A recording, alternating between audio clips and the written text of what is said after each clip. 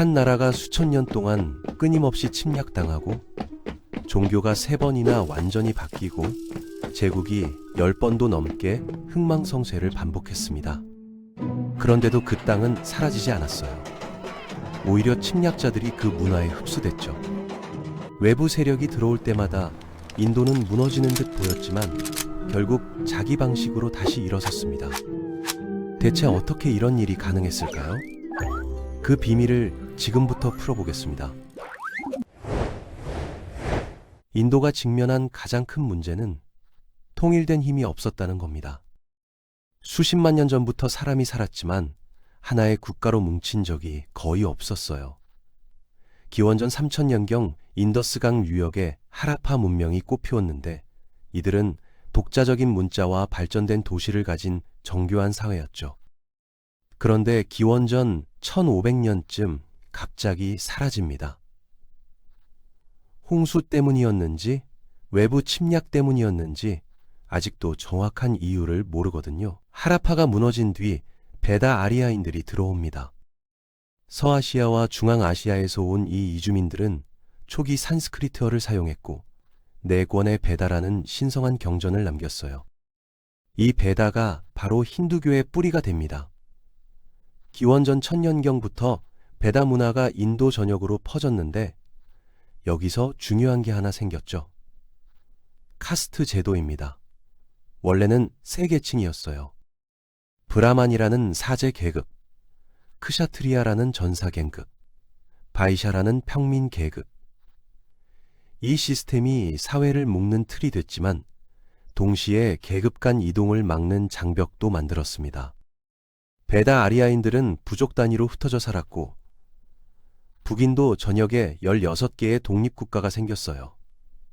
간다라, 코살라, 코루, 마가다 같은 나라들이 서로 경쟁하면서 발전했죠. 기원전 4세기 찬드라굽타 마우리아가 등장합니다.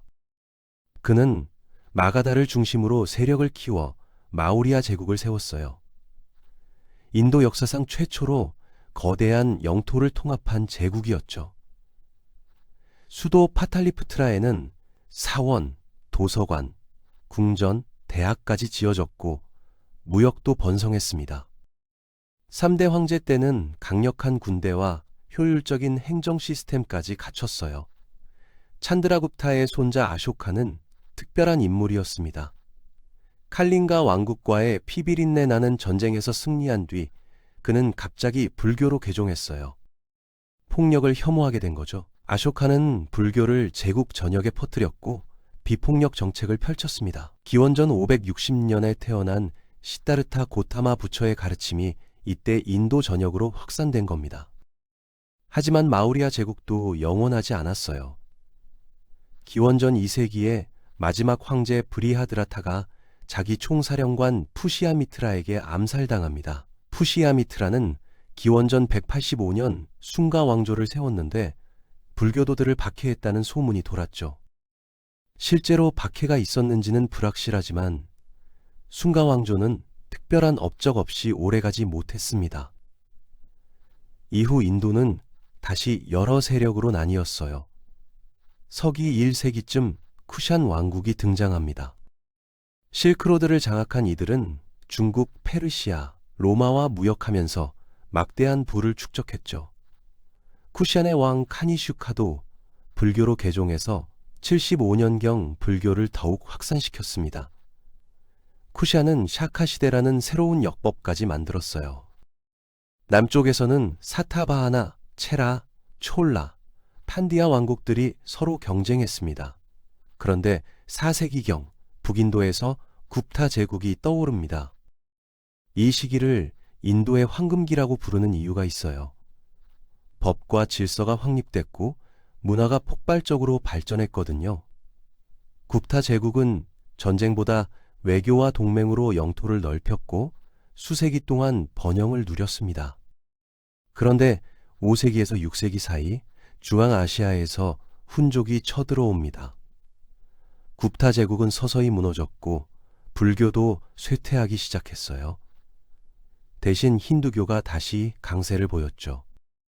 이후 수백 년간 인도는 또다시 작은 왕국들로 쪼개졌고 끊임없는 전쟁이 이어졌습니다. 진짜 큰 변화는 이슬람의 등장이었습니다. 예언자 무함마드가 죽은 지 한 세기 뒤 무슬림 술탄들이 인도를 침략하기 시작했어요. 신드, 물탄, 솜나트 같은 지역이 차례로 함락됐고 힌두 사원들이 파괴됐습니다. 라지푸트 전사들이 용감하게 저항했지만 1192년 무함마드 고리에게 패배했죠. 13세기 초 델릴리 술탄국이 세워집니다. 첫 왕조는 쿠투부딘 아이바크가 세운 노예 왕조였어요.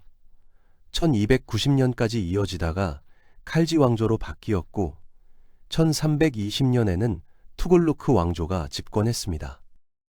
투굴루크는 1412년까지 명목상 권력을 유지했지만 1398년 티무르의 침공으로 크게 약해졌어요. 1404년부터 사이드 왕조가 등장했지만 37년밖에 못 갔습니다. 반란과 내분으로 무너진 거죠. 이어서 로디 왕조가 들어섰는데 1526년 파니파트 전투에서 바부르 군대에게 패배하면서 델리 술탄국 자체가 종말을 맞았습니다. 바부르는 무굴 제국을 세웠어요. 원래 티르크 몽골 계통이었던 무굴은 인도 역사상 가장 위대한 제국 중 하나가 됩니다. 200년 넘게 인도 대부분을 지배하면서 엄청난 문화적 성취를 이뤘죠.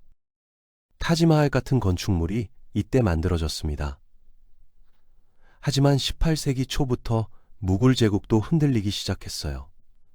마라타 세력이 반란을 일으켰고 영국 동인도 회사가 서서히 세력을 확장했습니다. 영국은 무역회사로 시작했지만 점점 더 많은 영토를 장악했거든요. 무굴 제국이 약해지자 영국의 지배력은 더욱 강해졌죠. 1857년 인도 군인들의 반란이 터집니다. 처음엔 작은 반동이었지만 대규모 봉기로 번졌고 인도 독립전쟁의 시작으로 여겨지게 됐어요. 영국이 몇 달 만에 진압했지만 이 사건은 큰 변화를 가져왔습니다.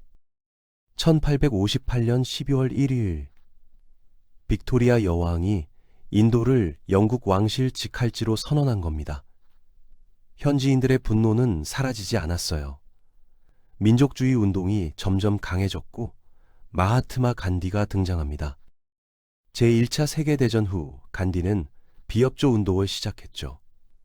영국 정부와의 모든 협력을 거부하는 전략이었습니다.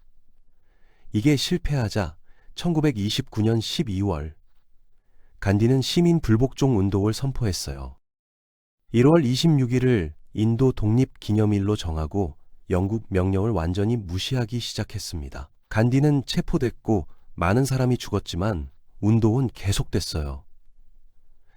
1930년 11월 원탁회의가 열렸지만 성과는 없었죠. 간디는 인도 탈퇴 운동도 벌였지만 이것도 큰 진전이 없었습니다.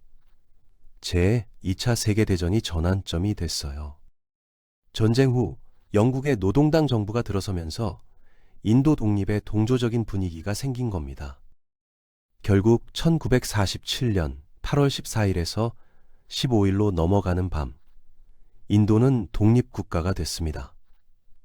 수천 년간 침략당하고 분열됐던 인도가 결국 자유를 얻었습니다. 외세가 들어올 때마다 종교가 바뀌고 제국이 무너졌지만 인도는 끝내 살아남았죠. 그 비결은 단순합니다. 침략자를 흡수하고 새로운 문화를 받아들이면서도 자기 정체성을 지켰던 거예요. 오늘날 인도는 그 모든 역사의 총합입니다.